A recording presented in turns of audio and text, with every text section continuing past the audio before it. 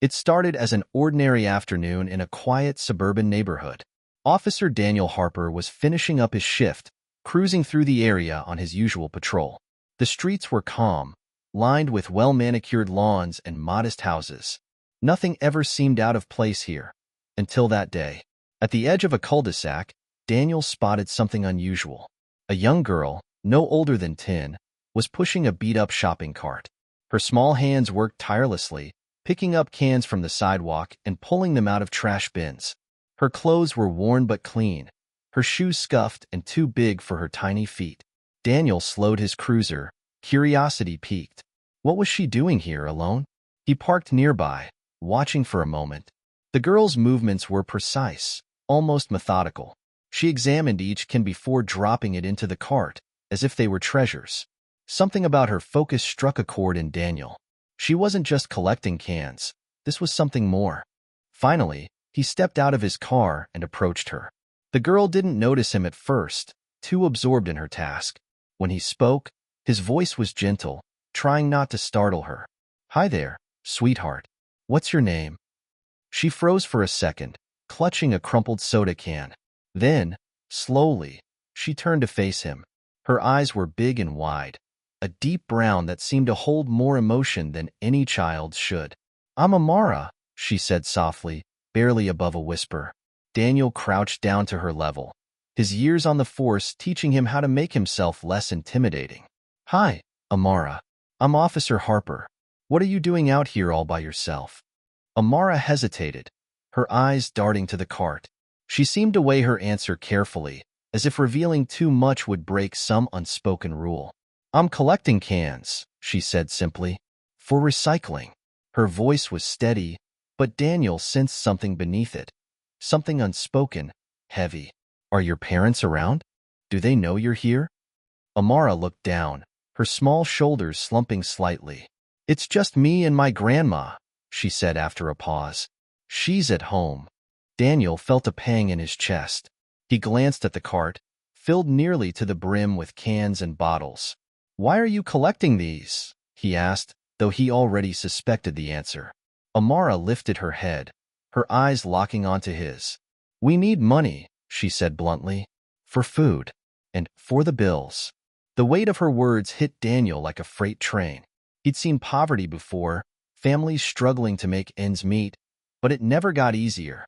And here was this little girl, no older than his niece, carrying the burden of survival on her tiny shoulders. "I see," he said, his throat tight. He wanted to say more, to promise her everything would be okay. But the words felt hollow. Instead, he reached for his wallet and pulled out a few bills. "Here, this is for you and your grandma." Amara stared at the money, her lips trembling. "I can't take that," she said, her voice breaking. "Grandma says we don't take charity." "It's not charity," Daniel said firmly. "It's kindness. And sometimes it's okay to accept kindness." Reluctantly, she took the money, her small fingers brushing his. "Thank you," she whispered, tears welling in her eyes. But Daniel wasn't done yet. He couldn't just walk away, not after seeing this. "Amara," he said, standing up, "I want to help you and your grandma. Can you tell me where you live?" She hesitated again, but something in his tone must have reassured her. Slowly, she nodded and gave him an address, a rundown apartment complex a few blocks away. Daniel promised he'd visit soon and watched as she pushed her cart down the street, her determination unshaken. But as he returned to his cruiser, something nagged at him. There was more to this story. He could feel it. And he wasn't the kind of man to let things lie. He didn't know it yet, but this small encounter would set off a chain of events that would change his life, and Amara's, forever. The next morning, Daniel couldn't shake the image of Amara. Her wide, tired eyes and the worn cart she pushed haunted him as he got ready for his shift. He decided to follow through on his promise and visit the address she'd given him. The apartment complex was worse than he imagined. Peeling paint, broken windows patched with cardboard, and a smell of dampness greeted him as he walked through the narrow halls. He found the number Amara had mentioned and knocked lightly. After a moment, the door creaked open. A frail, elderly woman stood before him, her back slightly hunched. She looked at him with suspicion until he introduced himself. I met your granddaughter yesterday, ma'am. I just wanted to check in. Her face softened at the mention of Amara. I'm Ruth, she said, her voice shaking. Amara isn't in trouble, is she? Not at all, Daniel reassured her. She mentioned she collects cans to help out. I just wanted to make sure you're both okay. Ruth sighed and motioned for him to come inside. The apartment was sparse, barely any furniture, just a small couch and a makeshift dining table. Daniel noticed an oxygen tank by the couch and several prescription bottles on a rickety shelf. Ruth sat down with a visible effort and explained their situation. She'd been Amara's guardian since her daughter, Amara's mother, passed away 5 years ago. They lived off a small social security check and the little Ruth could make from sewing jobs. But her health was failing, and Amara had taken it upon herself to help. She's a good girl, Ruth said, her voice cracking. Too good for this life. I've tried to tell her she doesn't need to carry this burden, but she insists. Daniel's chest tightened as he listened. He promised Ruth he'd look into resources that could help, but deep down, he knew he wanted to do more than that. Amara's determination and Ruth's quiet resilience stirred something in him. He didn't know how, but he was going to make a difference. As he left the apartment, Daniel felt a growing sense of urgency. What had started as a chance encounter was turning into something much bigger. He just didn't know how deep it would go. Daniel couldn't get Amara and Ruth out of his mind. That evening, he sat at his kitchen table with a cup of coffee, going over everything Ruth had told him. It wasn't just about poverty. It was about a system that seemed to have failed them. He felt compelled to help, but he needed more information. The next day, during his shift, he made a few discreet inquiries. He contacted a social worker he'd worked with in the past, explaining the situation. Her response wasn't encouraging. Ruth and Amara's case isn't unique, she said with a sigh. Limited income, mounting medical bills, and no safety net. It's a story we see too often. Resources are stretched thin, but I'll see what I can do. Unsatisfied, Daniel decided to check public records for more details. What he found shocked him. Ruth's medical bills had piled up over the years, leading to debt collectors targeting her. Worse, their landlord had filed an eviction notice months ago. They were living on borrowed time. That night, Daniel drove back to the apartment complex. Amara answered the door this time, her small frame blocking the dim light from inside. Officer Harper, she said, surprised. Is everything okay? He knelt to her level, his tone gentle. Amara, I want to help, but I need you to be honest with me. Are you and your grandma about to lose this place? She hesitated, her lip trembling before she finally nodded. Grandma didn't want me to tell you. She said we'd figure it out, like we always do. Daniel's heart broke at her words. This wasn't something a child should have to figure out. He promised her he'd do whatever he could. You're not alone in this anymore, he said. I'll make sure of it. As he walked away, Daniel's mind raced. He didn't just want to help them survive. He wanted to give them a fresh start. And with his next move, he would begin to do just that. Daniel knew he couldn't tackle Amara and Ruth's situation alone. The next day, he reached out to a local charity he'd worked with before. They focused on helping families in crisis, and he hoped they could provide immediate assistance. After explaining the situation, the director agreed to step in. We can cover some basic expenses, she said. Groceries, medical supplies, maybe even help with their rent. But long-term, it'll take more resources. That wasn't enough for Daniel. He wanted to ensure they wouldn't end up back in the same dire position. That night, he started brainstorming ways to raise funds for them. A bake sale or car wash wouldn't cut it. He needed something bigger.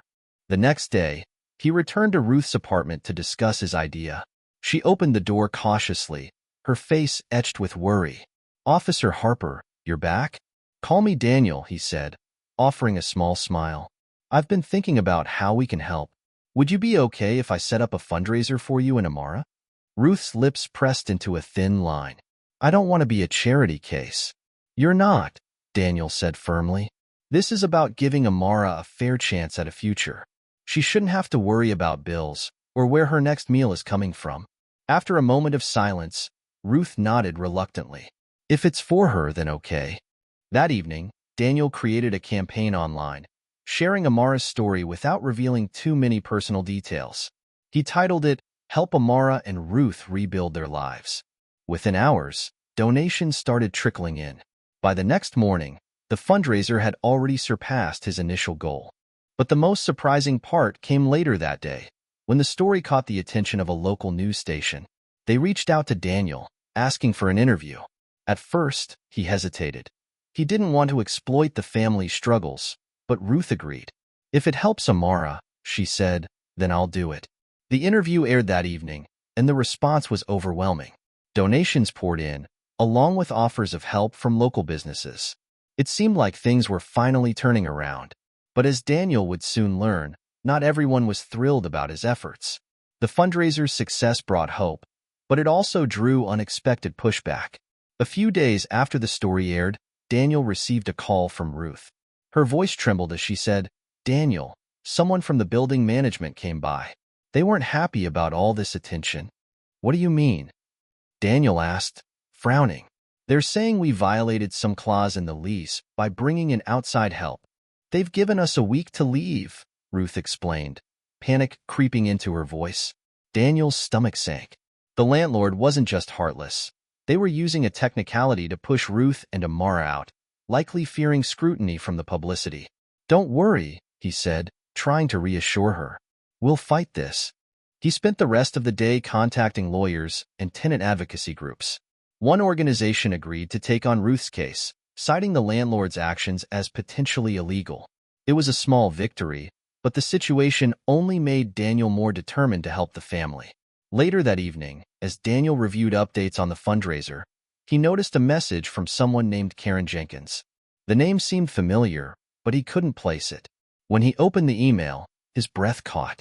"I saw your story about Amara and Ruth," it read. "I think I have information about their past that might help. Please call me."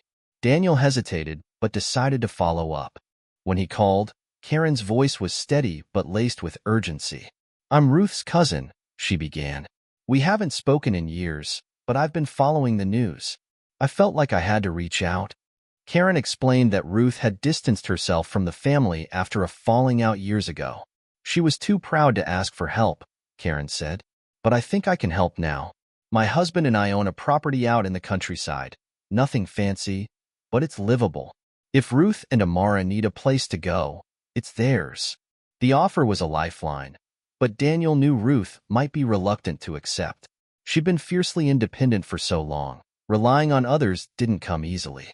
Still, he decided to tell her the next day. When he visited the apartment, Ruth and Amara were in the middle of packing.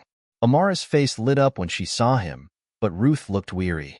"We're running out of time, Daniel," she said. "I don't know what we're going to do." "You're not running out of time," Daniel said firmly. He explained Karen's offer, watching Ruth's expression shift from surprise to something softer. "It's a chance to start fresh," he said. "You and Amara deserve that." Ruth sat silently for a moment before nodding. "If it's for Amara," she said quietly, "then we'll go." It felt like progress, but Daniel couldn't shake the feeling that there was still more to uncover. Ruth's past seemed tangled, and her pride masked more pain than she let on. As they prepared for the next chapter, Daniel promised himself one thing. He wouldn't let them face it alone. With Karen's offer on the table, Daniel helped Ruth and Amara finalize their move. The small countryside property wasn't luxurious, but it was safe, quiet, and a far cry from the cramped apartment they were leaving behind. Ruth thanked Daniel repeatedly, though her gratitude seemed weighed down by something unsaid. During the move, Karen came by to see Ruth for the first time in years. The reunion was bittersweet, with awkward hugs and strained smiles. As they unpacked boxes, Karen pulled Daniel aside. "She's been through more than you realize," Karen said softly. "There's something she hasn't told you. I think it might help explain why she's so reluctant to accept help." Daniel frowned. "What do you mean?" Karen hesitated before speaking. Ruth's late husband. He left them with nothing. He had debts, big ones, and after he passed, Ruth was left to pick up the pieces. She lost everything trying to protect Amara, and I think she's carried the guilt ever since. It made sense, but it also added another layer of tragedy to their story. Ruth wasn't just surviving. She was trying to shield Amara from the weight of the past. Daniel wondered if her refusal to ask for help was tied to a fear of being judged or pitted. Later that evening, as they settled into their new home, Daniel brought it up gently. Ruth sat in the living room, her hands clasped tightly.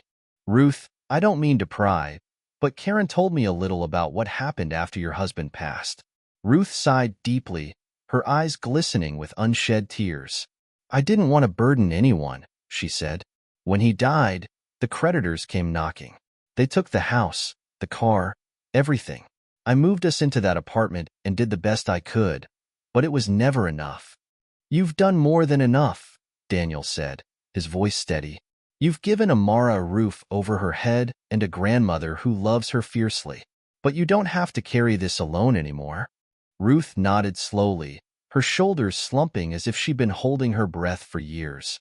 "Thank you," she whispered, "for everything." As the night wore on, Daniel stayed to help set up the house, feeling a renewed sense of purpose. The fundraiser had grown even larger, and with the local news still buzzing about their story, more opportunities to support Ruth and Amara seemed to be on the horizon. But even as things looked brighter, Daniel couldn't shake the feeling that Ruth's struggles weren't over yet. The shadows of her past lingered, and he knew there were still challenges ahead. For now, though, he focused on the present, knowing they were finally on a path to something better. The countryside home offered Ruth and Amara a peace they hadn't known in years. The small garden gave Amara a place to play, and the quiet evenings helped Ruth rest without worrying about eviction notices or noisy neighbors. Daniel visited often, bringing supplies and updates on the fundraiser. By all accounts, things were finally looking up. But one afternoon, Daniel received a frantic call from Karen. "It's Ruth," she said, her voice shaky. "She's in the hospital." Daniel's heart sank. He rushed to the nearest hospital, where Karen and Amara were waiting in the lobby. Amara ran to him, tears streaming down her face. "It's Grandma," she sobbed. She couldn't breathe. Karen explained that Ruth had collapsed earlier that morning. The doctors were running tests, but her condition was serious. "She's been pushing herself too hard," Karen said. "She wouldn't admit it, but I think she's been skipping her medication to save money." The thought infuriated Daniel. Ruth had spent so much of her life sacrificing for others that she'd neglected her own health. He promised Amara he'd do everything he could to help. "Your grandma's strong," he said, kneeling down to her level. "She's going to fight through this." The doctors eventually allowed them to visit Ruth. She looked frail in the hospital bed, but her eyes lit up when she saw Amara. "I'm fine," she said weakly, though her voice betrayed her exhaustion. "You're not fine, Grandma," Amara said through her tears. "You have to take care of yourself." Daniel chimed in gently. "Amara's right, Ruth. You've been carrying so much, but now it's time to let others carry some of it for you." Ruth nodded reluctantly, her hand trembling as she reached for Amara's. "I just want to see her grow up," she whispered. "That's all I care about." Over the next few days, Daniel worked tirelessly to secure better medical care for Ruth. He used the funds from the fundraiser to cover her bills and connected with a nonprofit that specialized in long-term health care for seniors. The doctors assured him that with proper treatment and rest, Ruth had a good chance of recovery. But the experience shook Amara deeply. She became quieter, her usual spark dimmed. Daniel knew she was scared of losing the only family she had left. One evening, as they sat together in the hospital cafeteria, he told her, "You're not alone in this, Amara. You have so many people who care about you. Your grandma, your cousin Karen, and even me. We're all here for you." Amara nodded, her eyes glistening. "I just want Grandma to be okay." "She will be," Daniel promised, though he knew the road ahead wouldn't be easy. As Ruth began her recovery, Daniel started looking into ways to secure a stable future for both of them. The fundraiser had exceeded expectations, but money alone wouldn't solve everything. He began to reach out to local organizations and community leaders, hoping to build a support network that would ensure Amara and Ruth could thrive no matter what. Unbeknownst to him, his efforts would lead to a revelation that would change everything and reveal just how far Ruth's sacrifices had gone. Weeks passed, and Ruth's health slowly improved. With Daniel's help, she started receiving proper medical care, and the community began rallying around her and Amara. The fundraiser had not only raised substantial funds, but also brought in offers of mentorship for Amara, local businesses providing groceries, and even volunteers helping with household repairs. For the first time in years, Ruth and Amara could breathe a little easier. During one of his visits, Daniel noticed a stack of old boxes in the corner of Ruth's living room. "What's in those?" he asked casually. "Just old papers," Ruth replied, her voice still weak but steady. "Memories, really. Things I never had the heart to throw away." Daniel offered to help sort through them. As they worked, Ruth's stories of her past spilled out. She spoke of her late husband, the love they had shared, and the financial struggles that came after his sudden death. But as they sifted through the boxes, something unexpected fell out. A worn envelope labeled for Amara. "What's this?" Daniel asked, holding it up.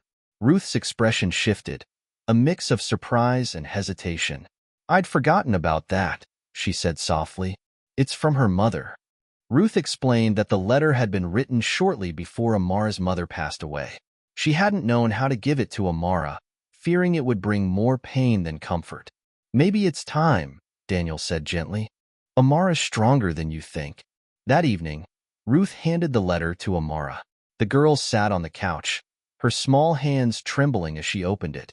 As she read, tears streamed down her face, but there was a quiet smile too. The letter was full of love and encouragement, urging Amara to be strong and to know she was deeply loved. "She wanted me to be brave," Amara said, looking up at Ruth and Daniel, "and to always believe in myself." The moment seemed to solidify something in all of them, a sense of purpose, of hope. It reminded Daniel why he had been so determined to help. This wasn't just about survival. It was about giving Amara a future filled with possibility. In the weeks that followed, Daniel took it a step further. He worked with the local community to establish a scholarship fund in Amara's name, ensuring she would have access to education no matter what. The fund, paired with mentorship programs and Ruth's improving health, meant Amara's life was transforming in ways none of them had imagined. But the biggest surprise came when Daniel received a call from a lawyer representing an anonymous donor. The donor, inspired by the story of Ruth and Amara, had gifted them a sizable trust that would cover their living expenses and Ruth's medical care for years to come. When Daniel shared the news, Ruth broke down in tears, her usual composure giving way to relief and gratitude. "You've given us more than I ever thought possible," Ruth said, her voice choked with emotion. "Thank you, Daniel, for everything."